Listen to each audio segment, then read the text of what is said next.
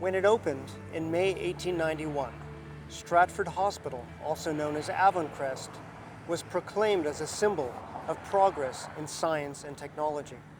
Its construction recognized Stratfordites' belief in the welfare of all of its citizens. Today, after more than a century of witnessing birth, illness and death, and recovery, it remains a storehouse of personal memory and of collective social meaning for our community. Mayor J.C. McGregor urged the establishment of a hospital in Stratford in 1887.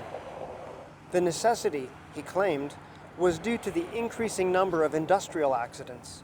The mayor recalled sending an injured man to jail, the only place then available for his care. A determined group of women responded in 1888. Within a month, over $7,000 was raised, enough to begin the first stage of construction of a building that could be expanded. But as Nancy Towski and Lynn DeStefano explain in their book, Victorian Architecture in London and southwestern Ontario, there was no need for such half measures. So efficient were the money-raising efforts, including bazaars and amateur theatricals, that the building opened debt-free in 1891. The architect, George F. Durand, was no stranger to Stratford.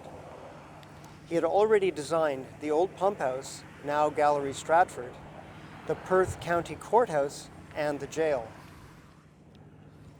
Designed in the high Victorian Queen Anne style, the yellow brick symmetrical building featured a central tower and protruding bay windows on the side wings.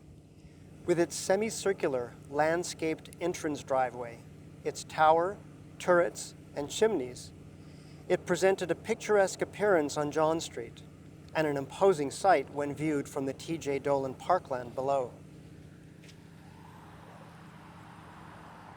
This was the Hospital of Florence Nightingale, where patients lay in parallel rows of narrow beds. These buildings were surrounded by fresh air. Ventilation, ventilation, and ventilation were the three main planning ideas driving the form of these early, largely philanthropic institutions. The 5 acres of land granted to the hospital by City Council testifies to Stratford's far-sightedness in understanding that the hospital would continue to grow. And it did. In 1904, a gardener's cottage was added. The gardener once tended a small flock of cows that provided patients and staff with fresh milk. In 1910, the hospital was expanded, and in 1929, a nurse's residence was completed.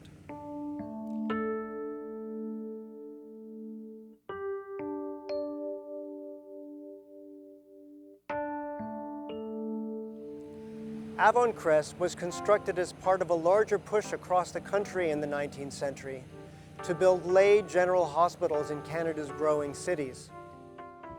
Few of these buildings now survive. Like Stratford City Hall and the Cooper site, building complexes also once threatened with demolition.